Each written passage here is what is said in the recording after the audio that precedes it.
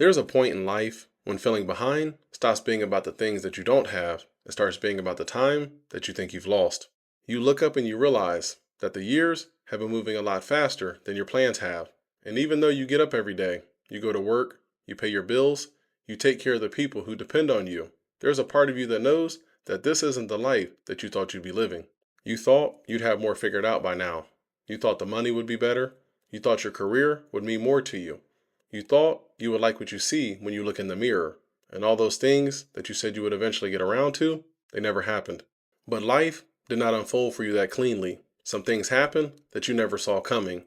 Some opportunities were missed because you were busy just trying to survive. And if you're willing to tell the truth, some of your past decisions probably cost you some time too. And that's when feeling behind can become dangerous, because you're no longer disappointed about where you're at in life. You're more afraid of how much time you have left to change it. You're no longer just thinking about what you want from life. You're thinking about how much time you have left to become the person that you thought you should already be. But I think there's something that we forget when we start measuring our life this way. God never promised that our life would follow the timelines that we create for it. And sometimes we become so consumed with where we think we should be at that we lose sight of what God can do in our current lives. So I'm not going to tell you that you're exactly where you should be at, because maybe you're not. Maybe there's some things that you could have done differently. Maybe there's some time that you wish you could get back. But a life that hasn't gone according to your plan is not the same thing as a life that God is finished with. And if you feel behind in life right now, that's what I want to talk about, because the years that are behind you, they're already written. The question is whether you're going to let those past years decide what God can still do with the years that are ahead of you. The strange thing about feeling behind is that most of us, we never stop to ask a very obvious question. What are we behind? Because in order for you to feel behind, there has to be some kind of timeline in your head that's telling you when everything was supposed to happen. Somewhere along the way, you decided what your life should look like by a certain age, how much money you should make, what kind of career you should have, what kind of shape you would be in, whether you would own a home or have a family, or simply feel like you finally knew what you were doing. And when you were younger, that timeline, it made perfect sense. You were thinking about the destination without ever knowing what the road to get there was going to look like. You didn't know about the job that didn't work out, the relationship that ended, the responsibilities that you never expected to carry, the season where you were just trying to keep your head above water, or those decisions that you wish you could take back. You created that schedule before you knew what the journey was going to cost you. But then life happened, and your schedule didn't. And instead of you questioning the timeline, you started questioning yourself. We take the distance between where we think we should be at and where we actually are, and somewhere along the way, we start calling that distance a failure. And I want you to really think about that, because you can admit that there are areas in your life that you need to do better without treating yourself like you've missed your shot. Those are two completely different beliefs. I need to move forward, that gives you direction. I should already be there, that gives you shame. And once you start living from that second belief, something changes. You don't just want progress anymore. You start feeling like you need to catch up. And that's where this gets dangerous. Once you believe that you're behind, everything starts to feel urgent. You already feel that you've lost time. So now you need to make money faster, get in shape faster, find your career faster. And on the surface, that can look like motivation. You're setting goals, making plans, and you're telling yourself that this year is the year it all turns around. But underneath all that ambition could be something completely different. Panic. You're not just trying to build a better life anymore. You're trying to make enough progress to not feel behind. And that's the catch-up trap. You become so focused on closing that gap that you never stop to ask if the things that you're chasing actually belong in your life. Somebody else makes more money, and then suddenly your income isn't enough anymore. Somebody buys a house, they get promoted, they build that business, they transform their body, and without you realizing it, their milestones become the new deadline for your own life. And that's what makes comparison so dangerous when you already feel behind in your own life. You don't know what it took for somebody else to get to where they're at right now. You don't know what they had to sacrifice, what advantages they had, or what struggles they have behind closed doors. But none of that matters when you're keeping score. Their progress becomes another reason for you to believe that your progress isn't enough.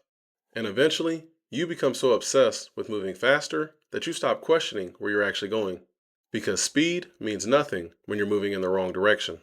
You can make progress and still wake up one day and realize that you've been climbing towards something that you actually never wanted. That's the catch-up trap. You spend so much of your life trying to catch up that you never stop to decide where you actually want to go.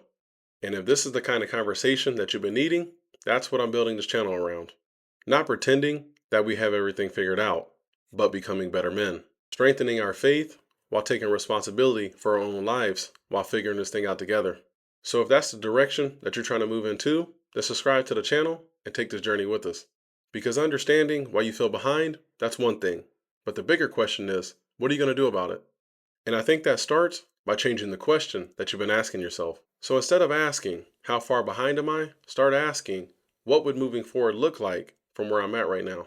Those questions, they might sound similar, but they lead you in two completely different directions. One keeps your attention on the life that you think you should have by now. The other forces you to deal with the life that's already in front of you. And that doesn't mean lowering your standards or pretending that the past doesn't matter. If you've made mistakes, then learn from them. If you've wasted time, just admit it. If there's something in your life that needs to change, take responsibility for it and change it. But responsibility and punishment, they're two different things. You don't have to spend the rest of your life punishing yourself for yesterday just to prove that you learned from it. This is where I think faith gives us a different way to measure our own progress. Instead of looking sideways and asking why God gave somebody else a different life, start looking at what's been placed in your own hands. Your circumstances, your responsibilities, your opportunities, or your next decisions. Because at the end of the day, God isn't asking you to be faithful with somebody else's life. He's asking you to be faithful with your own. Because when you start looking at life that way, the question changes. It stops being, how fast can I catch up? And it becomes, what can I do with what I have from where I'm at today? Because you don't need to fix your entire life today. You need to stop wasting today being ashamed of what happened yesterday. At some point, you have to stop judging your life by the version of it that never happened. You can't go back and make decisions differently, and you can't recover every opportunity that you missed. You can't slow down the years that have already passed, but you can decide what those years are going to mean. They can either become evidence that your best days are behind you, or they can become wisdom that changes the way you live the days that are still in front of you. And that's why I don't think the answer to feeling behind is convincing yourself that you're actually ahead. Maybe you're not where you want to be at, and that's okay if you can admit that. The answer is realizing that being disappointed with where you are and being finished are two completely different things. As long as you're still here, there's still something that you can do with what you've been given. And if you believe in God, then you have a bigger reason to stop treating your past like it's a prediction of your future. Scripture is filled with people whose lives did not unfold on a timeline that they would have chosen, and yet God was still able to use what remained. God has never needed a perfect past to build a meaningful future. So don't leave this video trying to figure out how you're going to fix the next 5 years of your life in one night. Just be honest about the steps that are already in front of you and take them, and then wake up tomorrow and do it again. Because you don't need to catch up to anybody. Their life was never the standard for yours. Your responsibility is to take what God has already put in front of you and decide what you're going to do with it now. Your life may not look the way that you thought it would by now, but that doesn't mean that God is done with your story.